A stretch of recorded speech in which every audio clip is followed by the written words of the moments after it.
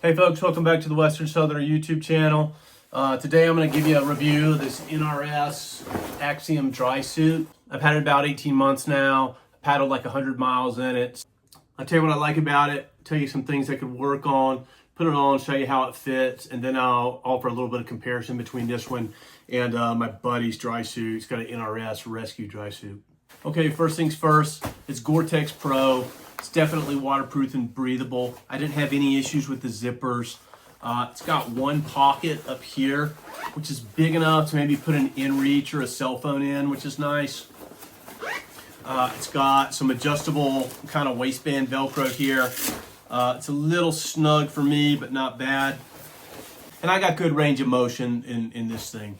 I paddled in conditions where it was snowing and sleeting on me, in the rain. I've rode when the water was really cold, typical kind of snow melt, but it was like 70 or 80 degrees out. I would say that's one thing that does stand out, is that when I wasn't really exerting myself, I was surprised at how dry I would be underneath. A lot of times if it's going to be warm, I just wear like a t-shirt and a pair of shorts underneath this thing. I'd always wear a proper pair of socks underneath it, just because your feet kind of get chilly being in the water. But overall, it's a comfortable suit to wear. The wrist gaskets are tight, but not too tight, which is nice. And the neoprene isn't too tight. But the neck gasket, holy moly, it's really tight. You are gonna have to stretch it out. I put this pot in there for like 18 hours before I took it out last and got a good stretch on it, but it was still really snug. NRS doesn't recommend trimming them. If you get it at the wrong angle, the thing splits down the middle, you essentially ruin the gasket. You have to reinstall the gasket. So stretch it out with a pot. This was a pain in the butt to get in there, but it did the job. Feet on these things worked okay. I wish they were a little heavier duty.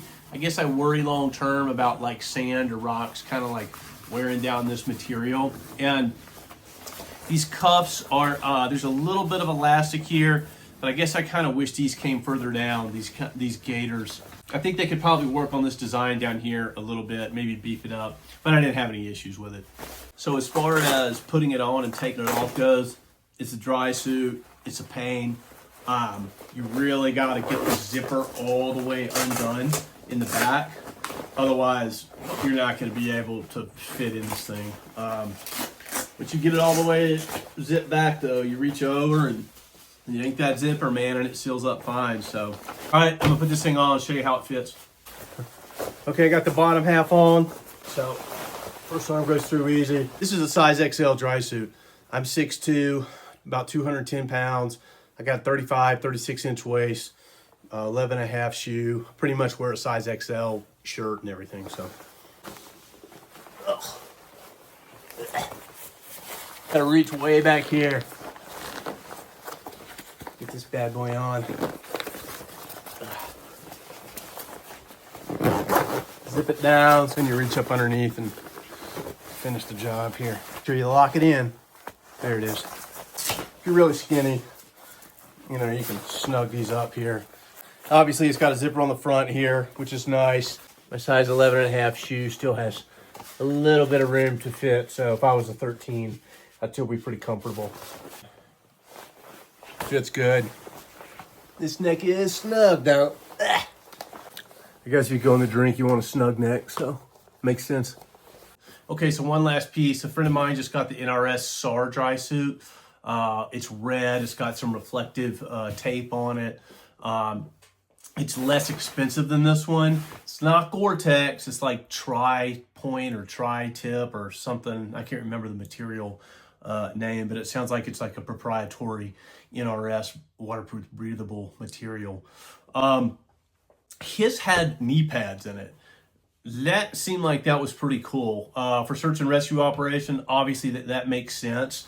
But I mean, when you're banging around a riverbank, man, having some knee pads, it would be nice. And it looked like they did a little better job with the booties. They looked a little heavier duty, so that was a nice feature as well. In addition, there was a couple of straps here that you could cinch, and it would cinch the waist up as well. I wasn't wearing the dry suit, but this one seemed like it was more breathable. I think I might have been a little more comfortable, but that's speculation on my part. Really, the big question is you know, will that stuff last as long as this will? Because I know the Gore-Tex Pro stuff is pretty heavy duty material, and it lasts quite a while. My buddy's 6'4", maybe 6'5". He said he did have some binding in the knees of his dry suit, and so that's one thing to consider as well. Like if you're like 6'4", 6'5", might be worth calling NRS and asking them some questions about their dry suits. But I'm sure if you're that tall, you got to think about that stuff anyway. So, all right, folks, there you have it.